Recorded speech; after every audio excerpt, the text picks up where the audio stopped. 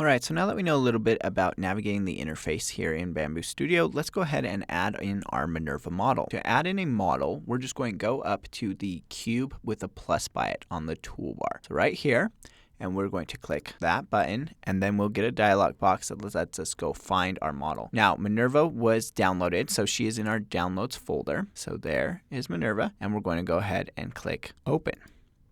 So it immediately places her in the exact center of the plate, and we can use what we learned before about navigating to rotate around and look at Minerva and see what she looks like and where she is.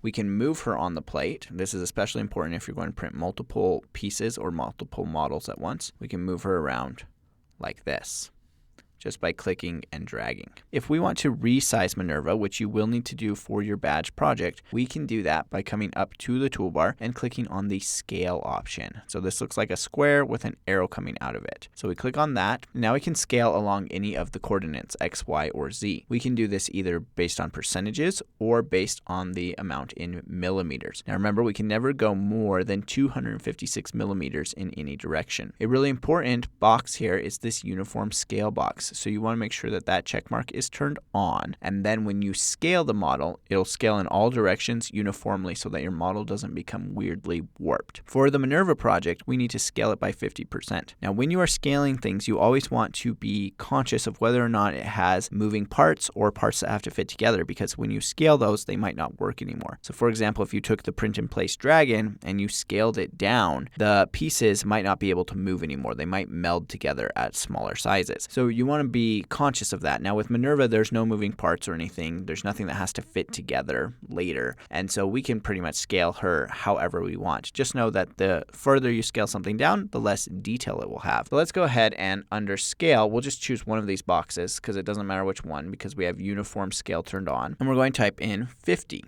So that we go to 50%. So when we click that, we then scale in all directions 50%, which makes it a lot smaller. So you have to do that with Minerva to show that you know how to scale a model, and we can feel assured that you can do that. So don't print Minerva out really big. Make sure she is scaled to exactly 50%. All right, there's one other thing that we need to know before we go ahead and talk about supports, and that is how to change the build plate. So right now we're on the cool plate, but for the Minerva project, you do need to print her on the textured plate. So to change the plate, you're going to come to the left side, and up at the top, you will find where it says plate type. Go ahead and click that drop-down menu, and we're going to change to the textured PEI plate. Remember, there's the cool plate, and there's the textured plate.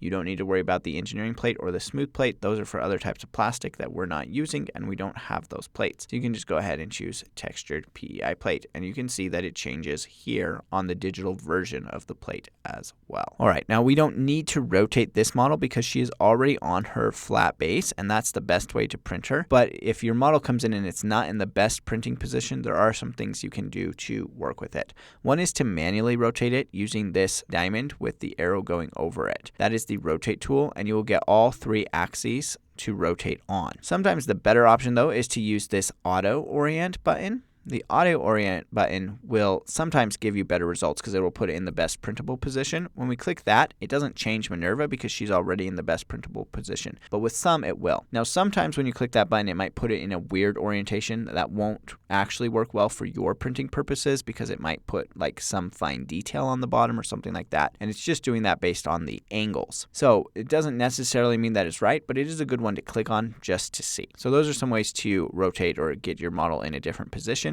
So you put it in the best way to add in the least amount of supports that you would have to do. And we're going to talk about supports here in the next video.